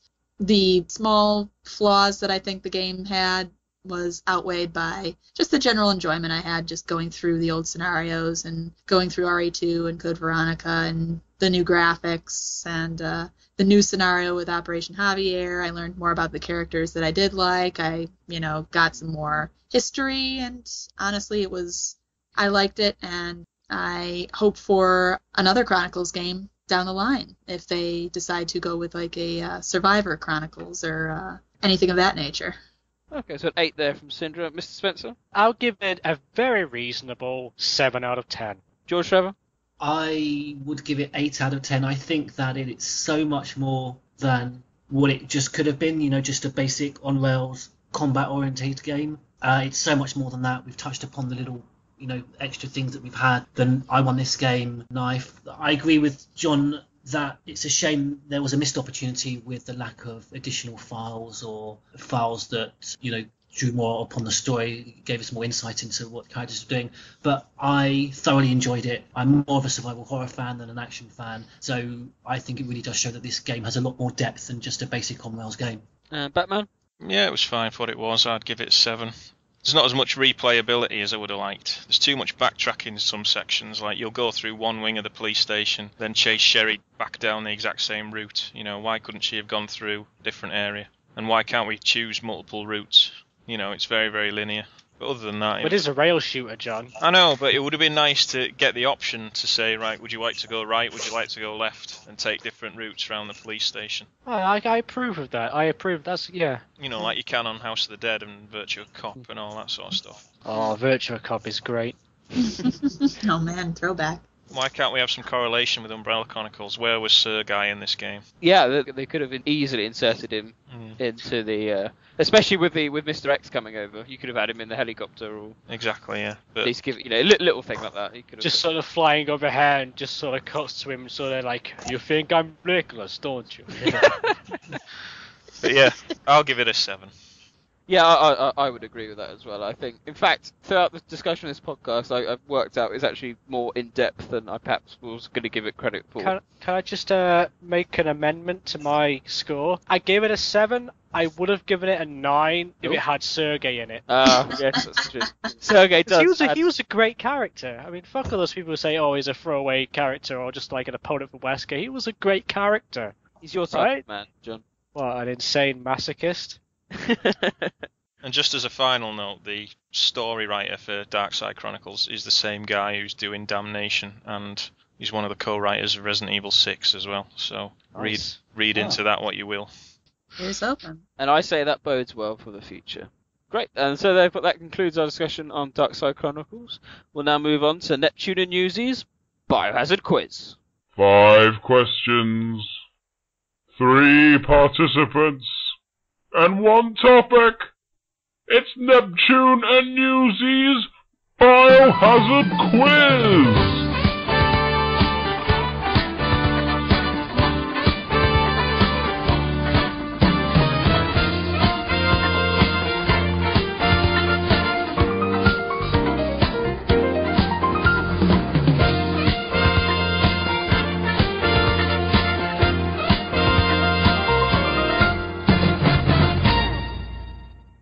So hello and welcome to Neptune and Newsies Biohazard Quiz. Syndra, this is your first appearance on the quiz. Feeling confident? Nope, not at all. But we'll go for it. We'll go for it anyway. Do you know that you know the rules? How we play? Enlighten me. Right, clear your desktops. You're allowed Notepad open. That's Mr. Spencer's rule. And Google if you're George Trevor. I'm joking, George. I'm joking. He's taking advantage of the fact that you probably won't remember it 5 minutes from now. Oh. I ask 5 biohazard-related questions, and also someone pointed this out to me last time. I think it was you, Batman. There is a biohazard quiz book coming out on Amazon.com. Yeah, an unofficial "How well do you know your biohazard?" which I think will have to be a compulsory purchase when it comes up. But yeah, so we have 5 biohazard questions that me and Newsbot have prepared. I'll ask all 5 questions. Don't shout out the answers, just write them down on pen and paper or notepad or however you feel is appropriate. Go through the 5 questions and then we'll go back through the answers and see how well everyone's done. So, a quick recap on the scores after a interesting quiz last week. Batman, you're still in the lead with 25.5 points. In second place, Mr. Spencer climbed up the leaderboard with an impressive 5 out of 5 last week. A distortion of the I truth. don't know how I did that. I don't know how you did that, but you got... Distortion of the truth. You're now on 21.5 points. Well, I simply possessed my my proxy. Did it that way. And George, you're languishing in last with 17.5 points. Well, I have also answered all my own questions. You have. You're the only... you and Batman are the only ones who've actually been in here every time. Syndra, you will join the star in our reasonably priced quiz leaderboard. The current leaderboard is Ridley is on top with 4 points, Welsh is on 3 points, Smiley's on 3 points, The Selfish Gene, Stars Tyrant and Zombie Fred are on 1 point, and then we also have a Formula 1 star in our Biohazard quiz leaderboard. Newsbot is on 5 points, because he doesn't really count. Because he writes the quiz. He stepped in for Mr. Spencer last week. There's no point asking Newsbot a question because he knows all of them anyway. He writes the series. Yeah, exactly. They may as well hire. Is he co-writing RE6? Let's hope so. Perhaps he is. He's under an embargo not to tell us. That's why I had to take off.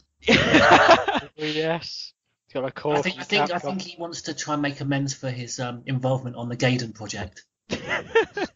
Just imagine the meet with Capcom. It's like, don't scope again, but I'm giving you another chance here. Gaiden was a colossal failure. Perhaps you can redeem yourself with RE6. No, I won't, damn it, because the tofu virus is canon. I still maintain I got that question right. That one you took off me about what does tofu stand for.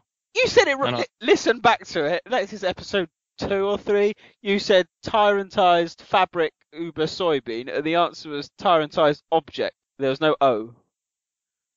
Fuck. Right. So if everyone can clear their desktops, get your pens and papers at the ready, with question number 1. In what cafe is one of the jewels stored in Raccoon City? Jewels? Jewels, yes. There's the red jewels. No, is this from Resident Evil 3? Yes. It's a cafe. Okay. That's question number 1. So question number 2. What is the name of the stun gun defense item from Remake? These are quite hard this week, actually. Can you please repeat that question? I can. What is the name of the stun gun defense item from Resident Evil Remake? Okay, there we go. Question number 3. It's a timeline question. What happens today, August the 5th, in 1998? August the 5th. August the 5th, 1998. Yeah, so something happened today in the Biohazard universe. No Googling, please. Notepad that. Notepad. Question number 4. According to the Sacred Snakes Crime Syndicate report, who, aside from the government, do the snakes deeply oppose? I'll repeat. According to the Sacred Snakes Crime Syndicate report, aside from the government, who do the snakes deeply oppose? So in that report, there's 2 people who the Sacred Snakes deeply hate. One of them is the government of Amparo country, and the other is the answer. I expect Mr. Spencer could have a good guess at this and get it right. These are all guesses so far. Question number 5 is a Newsbot question. This is from Newsbot. He would have said this if he was here. What are the 3 main causes of the Raccoon City outbreak? The 3? The 3 main causes. Do we get a point for each one?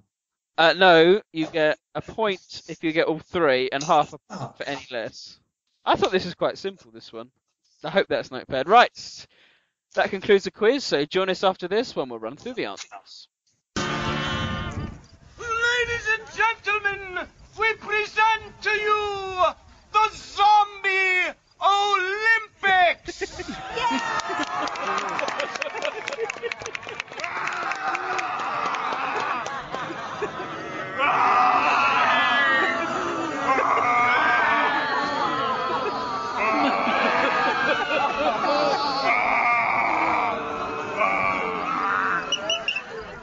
Now, my friends, witness the U.S. Zombie Olympic team practice their economic recovery plan, pole vault.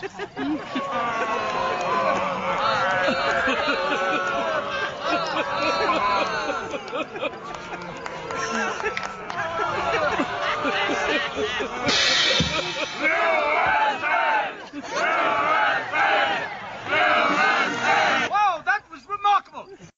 Welcome back to Neptune and Newsy's Biohazard quiz. That's the 5 questions. Let's see how everyone has done. So, question number 1 is, in what cafe was one of the jewels stored in Raccoon City?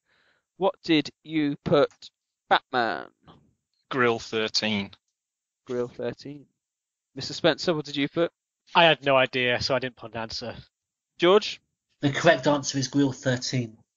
And Syndra? No idea. No idea. Very good. Points there for Batman and George Trevor. The actual answer in the archives is Cafe 13, but I think you're right. It is Grill 13. So well done. Points there. Question number 2 was, what is the name of the stun gun defense item from Remake? Syndra? No idea. No idea again. Yeah. They are hard this week, I thought. Mr. Spencer? I put Stunner. Stunner. Stone Cold! So, Batman? I don't know, so I'm going to have to say Daffodils. Daffodil. It is an odd name. GT, do you know this one? I don't even think I understand the question. I'm thinking of the little gun that you get and you can shoot Plant 42 with. That's only got one bullet. That's like the Magnum. I don't understand. I don't know then. Oh, you're thinking of the Derringer pistol that you get from the suicide guy. Yeah. No, so I don't know. It's a stun gun. It's like a personal defense. Is it what Chris has? Well, they both have it. It's the electric zapper, isn't it? Instead of Jill has the knife and he has. Oh, I see. It's like the battery pack. Yeah.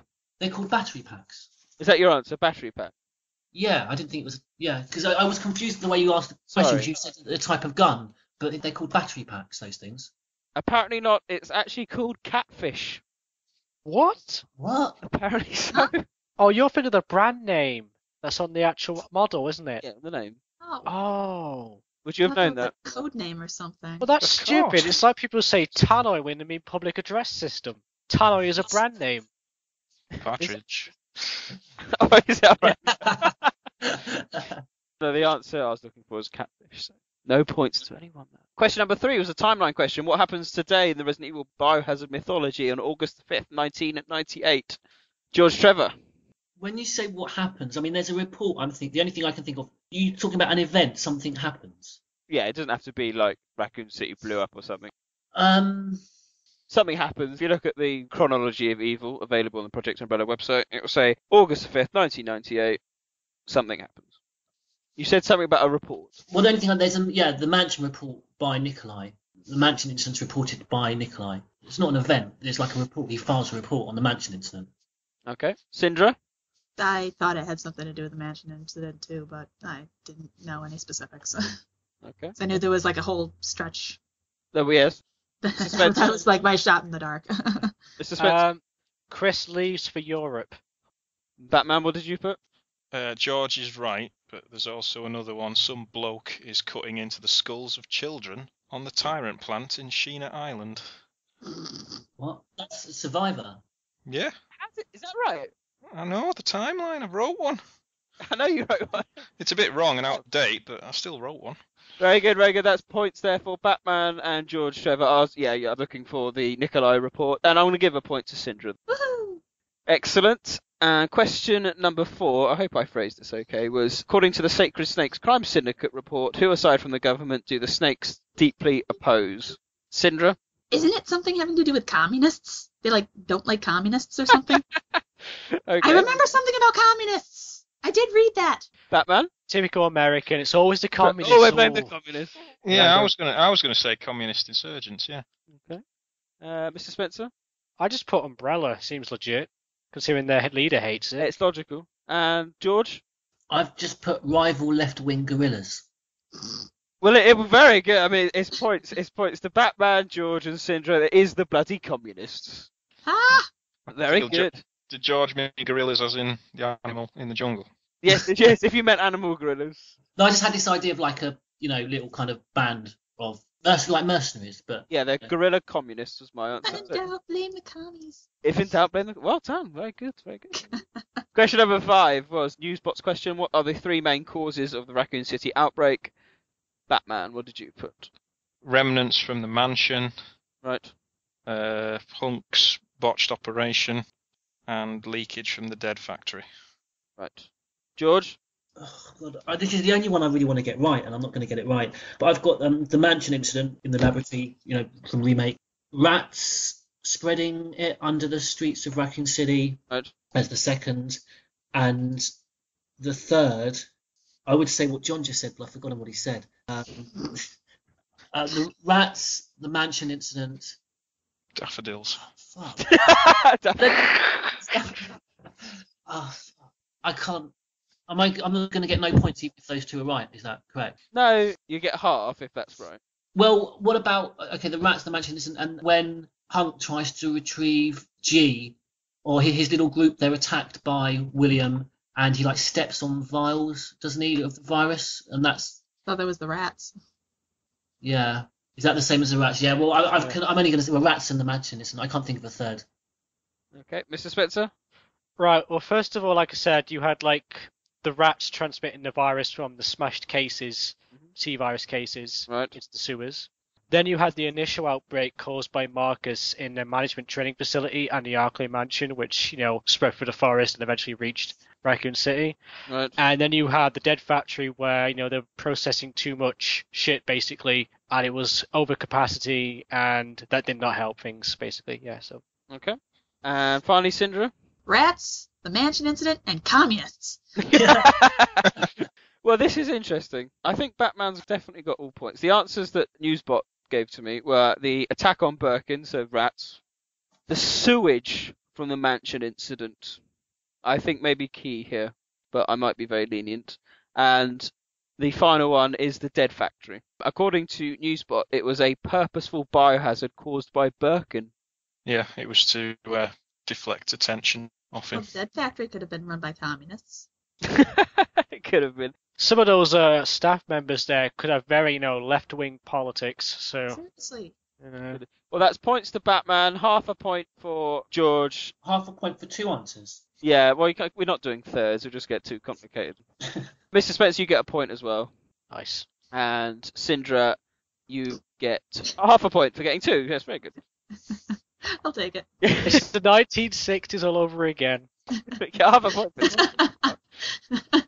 I guess that concludes the quiz. So let's have a quick look on the scores. Batman back on form with 4 points there, winning the quiz, putting you onto 29.5. Nice. Do I get the gold medal tonight then? You do get gold there, very good. Gold in silver place. It's George Trevor with 3.5 points. Can Mr. Spencer be drugs tested, please? I've not had drugs. I've been for like 4 days now. So 4 days. Yep. George, that puts you into the 20s on exactly 21 points now. So well done. Sorry, how can I be on 21 if I got a half point? Because you were on 17.5 before. Okay. 3.5. Mr. Spencer, joint bronze. You came joint third with Syndra. So everyone's a winner on my quiz with bronze. This is my podium. Fuck off. No, you share. No, I speak horrible lies. Syndra, you finished third. Bronze with 2.5 points. Can I lodge a protest? Yeah, sorry, I was looking at the scores. Look, if the Japanese gymnastics team can take silver from us, I'm going to pull that shit here. I'm going to lodge a complaint to the IOC. I'll take this up to, Sebastian Cole myself. Personally, I don't think I shot enough BOWs or commies to make the bronze, but whatever. Well done. You finished with 2.5 points. She admits it, so... Do you really want the bronze that badly? You can have my bronze. It's okay. If you feel that inferior, if you feel that low, I'm gonna. Well, by bronze, do you mean like a euphemism for your ass? No. You could have my bronze anytime. You were doing so well. I was. As long as there's some protection used with that bronze. Ooh. Wow, that was bad. That was bad.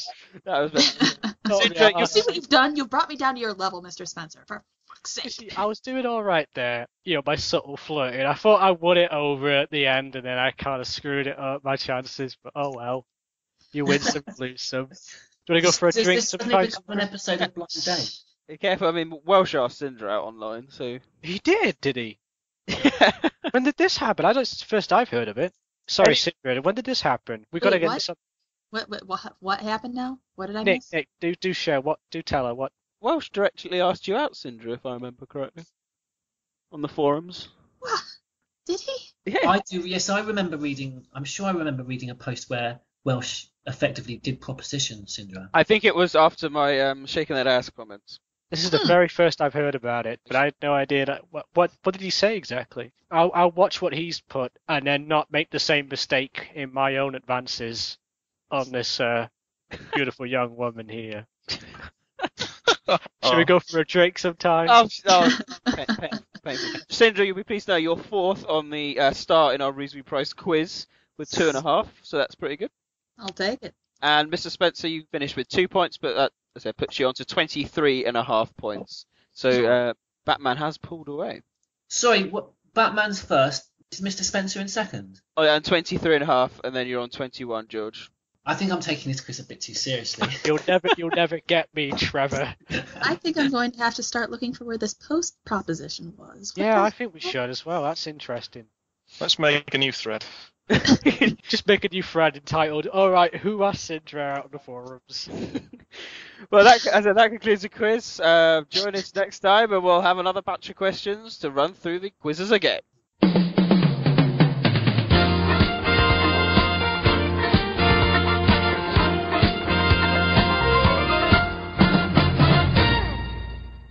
Very good, very good. That was a good quiz. I thought it was quite difficult. I'm just ringing up this forum topic now because I want to. I'm disturbingly intrigued. I think it's the one. Was it the podcast? Look under the thread entitled "Do you like Resident Evil? Do you have breasts?" Well, those are the next two questions I was going to ask Sindra, so thanks for pitching those on my behalf. No. Right. Whilst you're divulging that, we can look forward to our next episode. I love how deliberately awkward I'm making this. It's great. Completely. Our next podcast is going to be on Resident Evil Remake.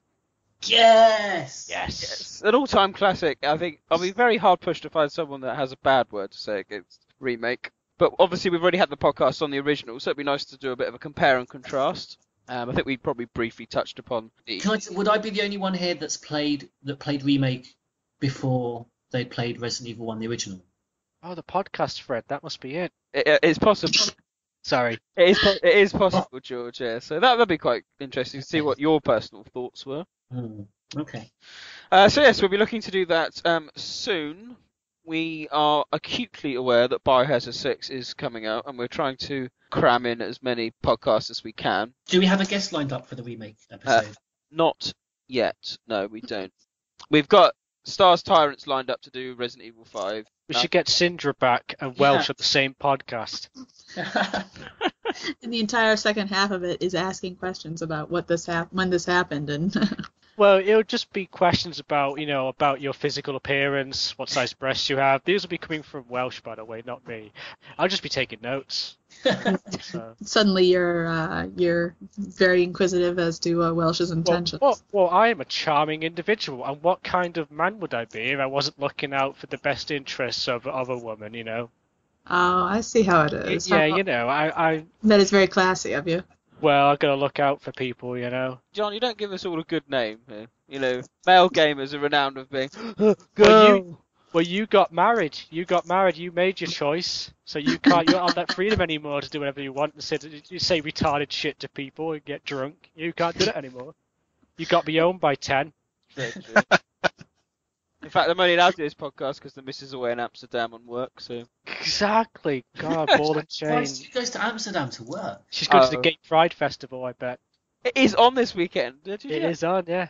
Oh, he asked me to post a picture of my ass. That's what part of it. Whoa! Where is this? Where is this? The picture of the ass or the comment about the ass? No, the fucking comment. Because that's just... It's on page 2 of the podcast. Sindra, I apologise on behalf of that. This is hilarious. It's great. I have to see this here.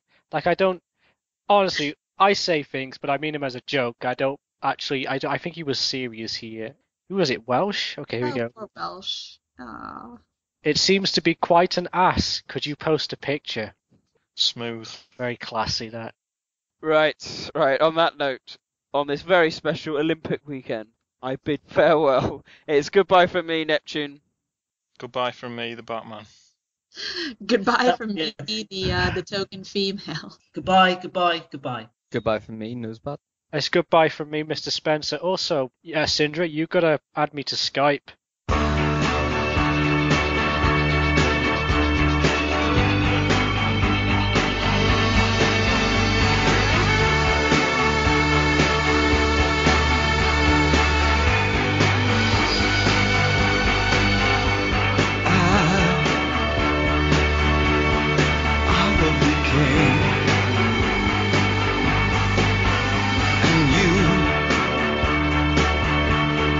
You will be queen.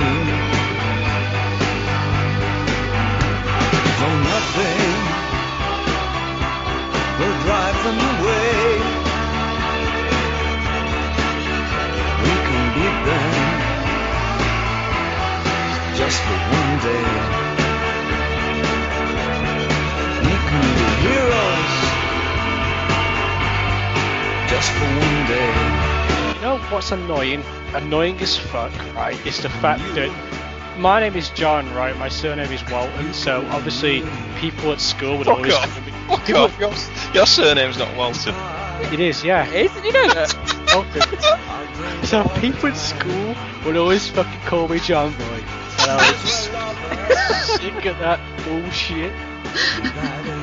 But it doesn't help that there was another like famous darts player called John Walton as well, and the founder of Walmart's called John Walton, so a lot of arseholes. And John Walton's nickname, the darts player, is Johnny Boy. Yeah, so why is that brilliant then, Nicholson? It's upstairs.